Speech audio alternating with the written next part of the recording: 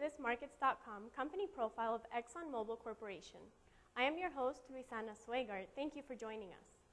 Let's get started with some background information. Founded in 1999 with the merger of Exxon and Mobil, the company's headquarters are located in Irving, Texas. More than 107,000 employees work for ExxonMobil, which has a market cap of over $417 billion. ExxonMobil operates worldwide and is organized by financial segments: upstream, downstream, chemical, corporate, and financing, as well as by regions: United States, Canada and South America, Europe, Africa, Asia Pacific, and the Middle East, and Russia. ExxonMobil is run by CEO Rex Tillerson and Principal Financial Officer Donald Humphreys.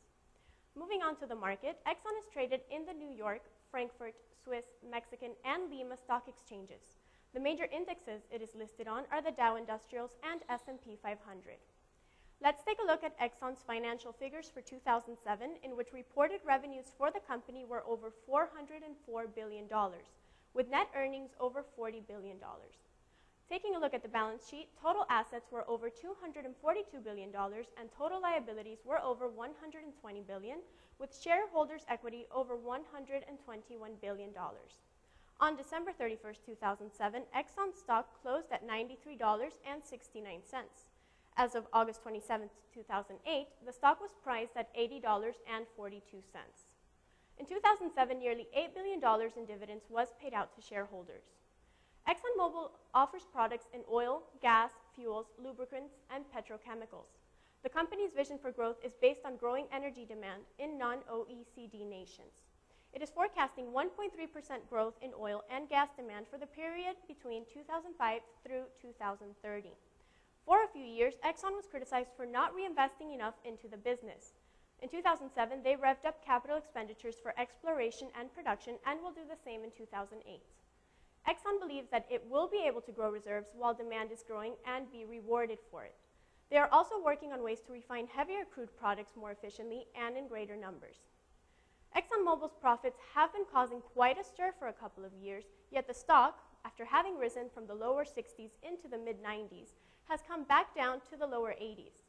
If you look at the chart, it's been hit pretty hard every time it tries to go on any higher than 93. On a fundamental level, in 2007, production dropped by 1%. Exxon has been touting their expenditures for new exploration and production, but one must wonder if that growth in capital expenditures covers the higher price of exploration that has been affecting the industry. It is also getting a lot harder to add reserves because of governmental restrictions. Also, while it seems that higher oil prices would automatically mean more revenues and profits, the higher price of oil usually means that the government gets a bigger piece of the pie. Exxon has very little debt. In fact, it has more cash in its coffers than it has in outstanding debt. However, they do not know what to do with the cash because governments all over the world are deciding that at these prices, they don't need partners.